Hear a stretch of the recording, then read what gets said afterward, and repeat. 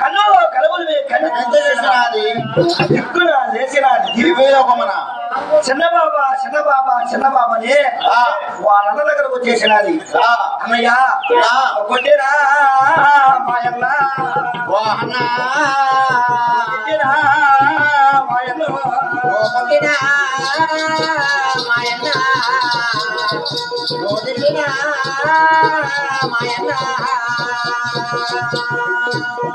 ఒరే అమ్మయ్య గిరిరాజా నువ్వు కొట్టినా నా కోపం లేదు నువ్వు తిట్టినా నా కోపం లేదు ఇచ్చి పెళ్ళి చేయమన్నా ఇలా మీద నేడుకుని ఇలా కీర్తిని పోన్నాయా గిరిరాజా అన్నది చెల్లెలా పుట్టు గొడవతో మట్టిగా మరి ఆడితో వెళ్ళిపోమన్నా నిన్ను పర్రాని కష్టాలు విడిచినావు కాడిరాని కాని మాటలు అన్నావు అయినా కూడా నువ్వు వెళ్ళిపోవాలన్నావు అమ్మా మీ గొప్పల వారు వంశానికి సత్యన సర్వదా మీ గొప్పల వారు వంశానికి ఇచ్చేది లేదు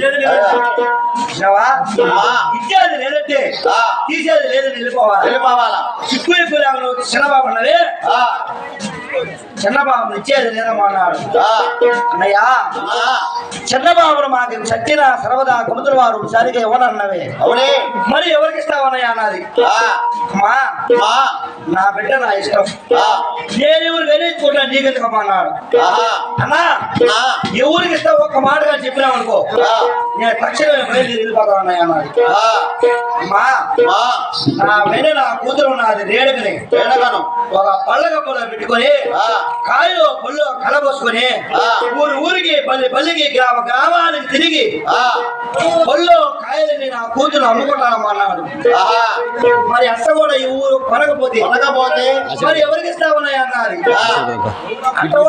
కొనకపోతే మరి ఎవరికి ఇస్తారంటే అదిగో పాడుబడ్డ వరాబావి ఆ పాడుబడ్డ వరాబావిలో గోలు చేతుల నా కూతురు మూట కట్టి అంత కాసిబండ కట్టి 7 గడియల బాయిలో చేస్తారమ్మా అన్నాడు ఆ బ్రహ్మదేవుడి ఇచ్చిన ఆలోచన బాగుంది బిడ్డో పట్టుకొని పైకి వస్తే మరి ఎవరికి ఇస్తామన్నాయి అన్నది అమ్మా చెక్క సాది కాతులు పెట్టి పాములు వేళ ఆదేశం వర్షం పడే అన్నాన్ని ఒళ్ళు పాడుతుంటారు ఆ ఏడుగుడికి దాటగా అన్నది 7 గడిలట పాడుతూ ఉంటే నా కూతుర్ని కన్నా నదికి ఎదురైన వదిలేస్తారు కానీ సత్యన సర్వదా మీ గొప్పల వారు వంశానికి ఏమన్నా అన్నది అన్నయ్య ఏది వదిలేస్తారంటావు ఏ చెట్టో పుట్టో కొట్టుకుని పైకి వస్తే మరి ఎవరికి ఇస్తామన్నాయ అన్నది అమ్మా అది కూడా నా దగ్గరకు వస్తున్నారు బ్రాహ్మణుడు ఇప్పుడు దానానికి వస్తూ ఉన్నారు బ్రాహ్మణుడు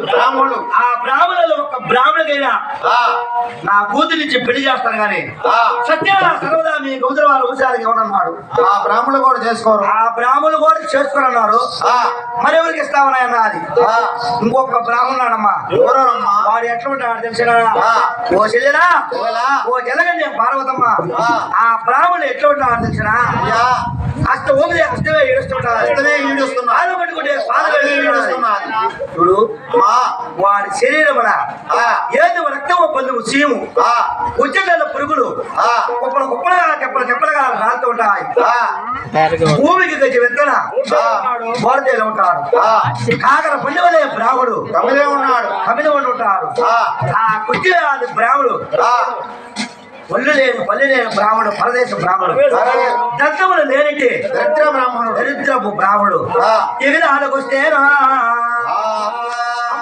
ఎదురు వాసన ఎగిరాలకు వస్తేనా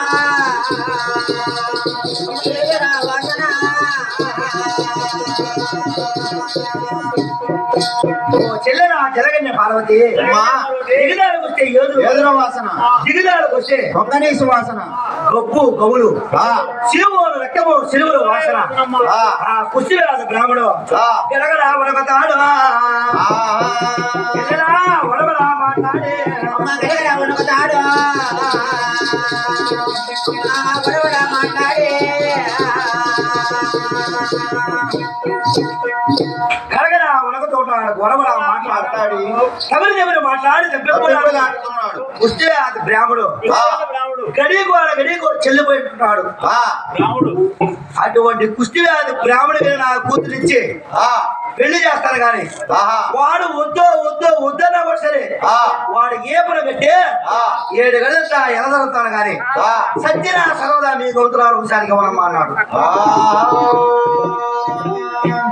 అన్నయ్య మా గౌతుల వారు వంశానికని కుష్టి వ్యాధి బ్రాహ్మడికి ఇస్తామన్నావు కాబట్టి నేను వెళ్ళిపోయినాక నీ కూతురు నుంచి మంచోళ్ళకి పెళ్లి చేస్తా మాటలు పోతావు కదా.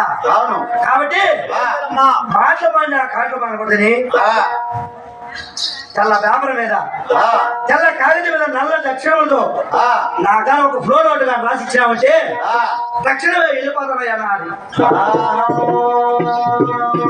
ఎదివాడు గిరిరాజు మెచ్చినాది లేదు, చిన్నవాడు గిరిరాజు ఆలోచన లేదు. తెల్లటి కాగితం తెప్పించి నల్లటి అక్షరములతో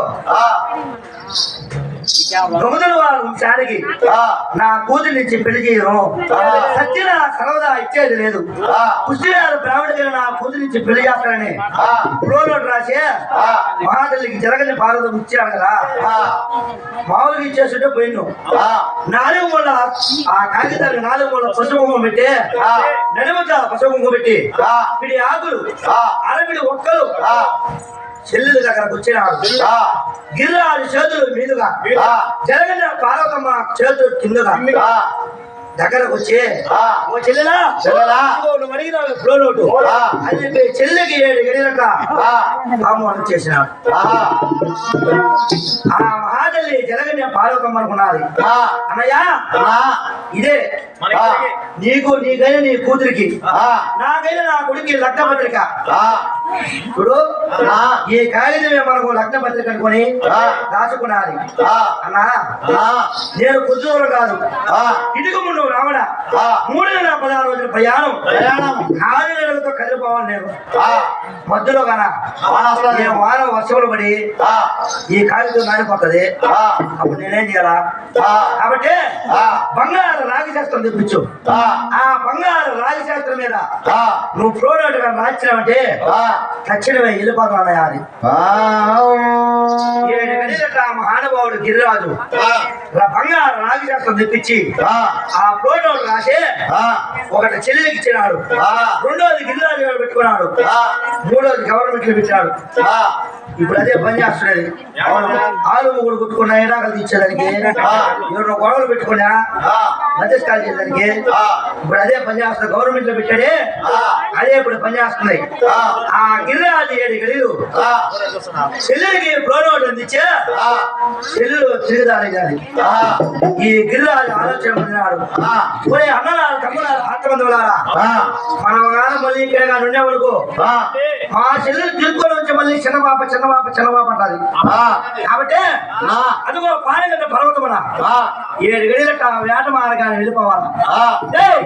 2 ఆరు బట్టలారా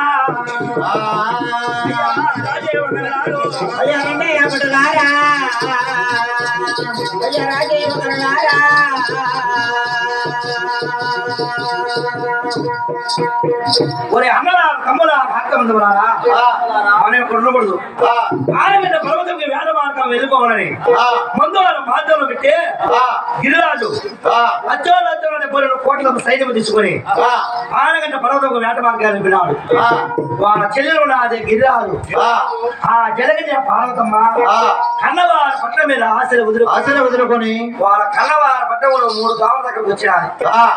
3 దోవల దగ్గరకు వచ్చి రోజుతో మన్ను ఎత్తుకొని వాళ్ళ అన్న పట్టవ సాయి చూసి 7 గడియలట అన్న పట్టవలకి శబరి వార్తలు పెట్టుకున్నారంట. ఇడవలా తెలుసా?